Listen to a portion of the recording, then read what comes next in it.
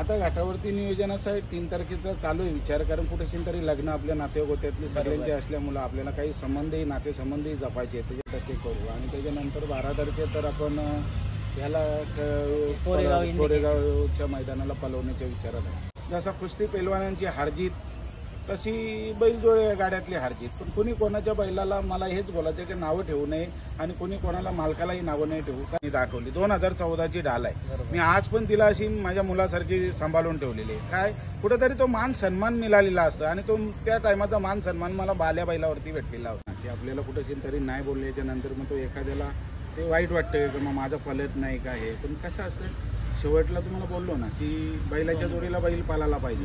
आणि जरी पण बैल पालत असेल तर तो प्रत्येक दिवशी पालेल असा नसते. तर मित्रांनो, आज ना आपण आपला सर्वांचा लाडका म्हणजे महान भारत केसरी हरण्या, ज्याने संपूर्ण मुंबईचं ना नाव संपूर्ण महाराष्ट्रभर नव्हे तर भारतभर केलेलं असं आपला महान भारत केसरी हरण्या.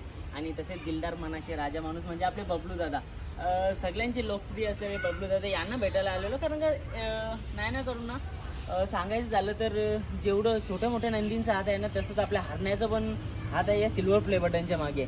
आणि खरं तर या संपूर्ण नंदींच्या प्रेमामुळे आणि बबलू दादांसारखे जे चांगले गाडा मालक आहेत ना, त्यांच्यामुळे आज आम्ही इथपर्यंत पोहोचलेले आहे. बबलू दादा, खूप सारं धन्यवाद देईन तुम्हाला, कारण का तुमच्यामुळे आणि तुमच्या नंदीमुळे आम्ही इथपर्यंत पोहोचू. कसं वाटतंय जेव्हा आपल्या समाजाची पोरं किंवा म्हणजे सगळीच लोक अशी आपली पुढे चाललेत आपल्या बैलगाडा क्षेत्रामुळे किंवा नंदींमुळे?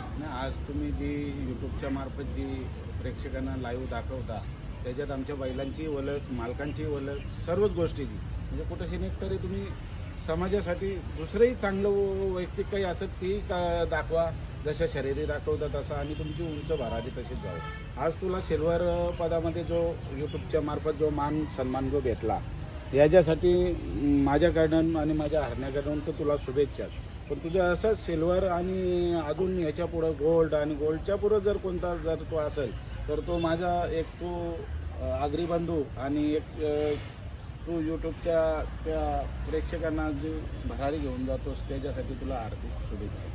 नक्कीच दादा. एवढी आपल्या हरण्याकडे एक जास्त नाही, आता कसं काय नियोजन असणार आहे आपल्या हरण्याचं घाटावरती?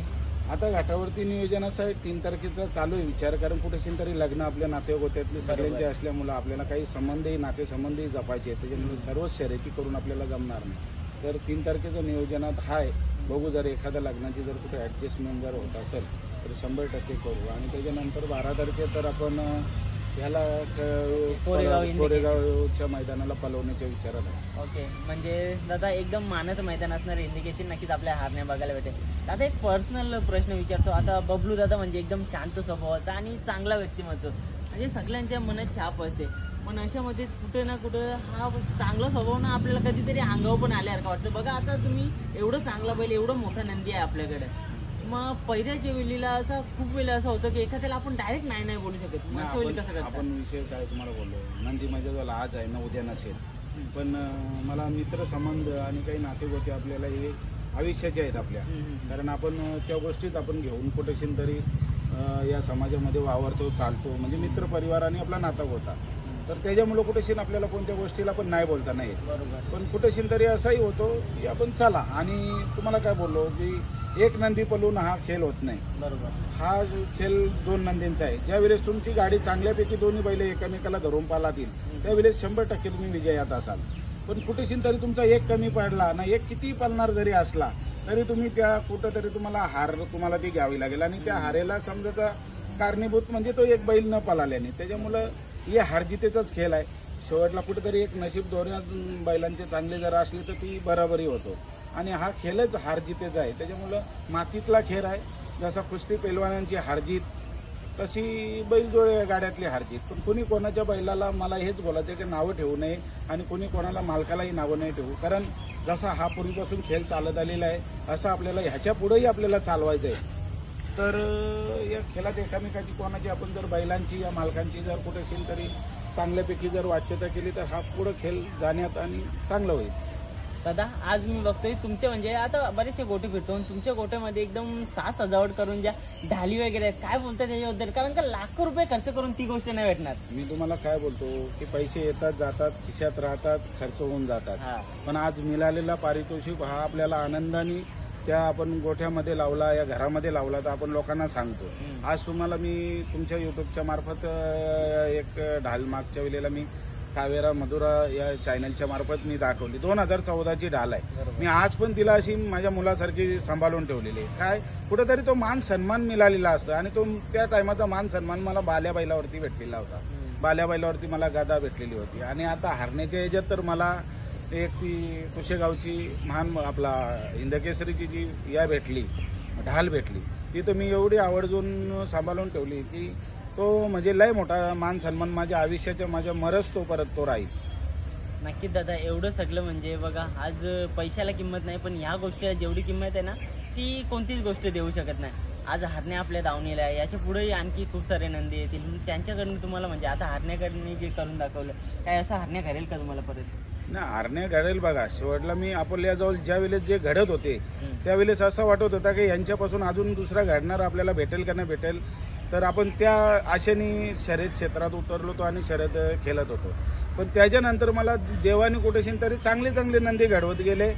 भिवशा दिला तो कुठेतरी बाल्यापासून चांगला होता आणि आता हरण्या दिला ह्यो भिवशापासून चांगला. आणि अजून कालांतराने जर हरण्याच्या नशिबाने जर त्याला असं वाटला की कुठेतरी मालकाचं नाव हे आपल्या उच्चतेने राहावा तर कुठेसेन तरी त्याचाही तो आशीर्वाद माझ्या मागे असला तर 100% हरण्या या हरण्याच्या असं सारखं मला अजून एखादी वस्तू 100% माझ्या नशिबात येईल. ओके दादा, मुंबईला समजा आता शर्यती करता मग तुम्ही कशा प्रकारे पैऱ्यांच वगैरे जुलून आणता? कारण का आपल्याकडे मुंबईला पण ना समजा पळत असेल ना तर पैरे पटापट होतात, पण अशामध्ये कुठेतरी आपल्याला एक भीती पण असते मनामध्ये की बैलाला बैल पुरेल का. मग अशामध्ये कसं काय तुम्ही म्हणजे नाती टिकवता किंवा पैऱ्याच वगैरे बघता? पैऱ्याचं म्हणजे आता तुम्हाला बोललो ना की आपल्याला कुठेशी तरी नाही बोलल्याच्या नंतर मग तो एखाद्याला ते वाईट वाटतं की मग माझं पलत नाही का हे. पण कसं असतं शेवटला तुम्हाला बोललो ना की बैलाच्या जोडीला बैल पालायला पाहिजे. आणि जरी पण बैल पळत असेल तर तो प्रत्येक दिवशी पळेल असं नसतं. कधी त्याला तब्येत जर कुठेशी तरी खालावलेली असेल कुठेशी तरी त्याच्यावरती ताण असेल तर त्या दिवसाला तो बैल पळणारा पण बैल पळत नाही. त्याच्यामुळं आपण त्या मालकाला पण दोष ठेवायचा नाही, त्या बैलाला पण नाही. आपण ट्राय करत राहायचा. आणि मी बोललो ना हार आहे, हार पण असा खचून जायचा नाही आणि कोणत्या मित्राला दोष द्यायचा नाही की काय याने बैल आणला ना आज मला घालायला लावला ना मी गाडी पण. असं जर आपण खेळ करत राहिलो तर आपल्या दोस्तीला पण कुठेही तळा जाईल आणि आपण एकामेकाच्या बैलांवरती जर हेवदेव केली तर याच्यानंतर आपल्यालाही कोणी बैल देणार नाही. कारण आज आपल्याजवळ पळातो म्हणून आपण त्याला देतो, पण उद्या त्याचाही पळाला तर त्यांनी आपल्याला आवर्जून दिला पाहिजे. त्याच्यामुळं ते संबंध जर टिकवायचे असतील तर कोणत्याही बैलाचा हेवादेवा न करताना आपण ते पैर करून घ्यायचे चांगल्यापैकी. नक्कीच दादा, खूप साऱ्या शुभेच्छा देईन आपल्या हरण्याला. तुम्हाला असंच तुमचं नाव ना द्वारली गावचं आता संपूर्ण महाराष्ट्रभर होतं, भारतभर होतं. नक्कीच भारत देशाबाहेर देखील जावा आणि तुमच्या दावणीला असेच खूप सारे नंदी यावे हीच ईश्वरचरणी प्रार्थना. मी तुम्हाला बोललो की हे माझ्या हरण्याचं आमचं नाव पोचवण्याच्या मागं कुठंतरी सिंहाचा वाटा असेल तर तुमच्या यूट्यूब चॅनलच्या मार्फतच आहे. आणि तुमची भरभराटी बघून आज आम्हालाही आनंद वाटतो की कुठेशी तरी तुम्ही त्या उंच शिखरावर जावा आणि कुठेशी आमचा आशीर्वाद आणि माझ्या हरण्याचा आशीर्वाद 100% तुझ्या पाठीशी राहील. धन्यवाद दादा. थँक्यू.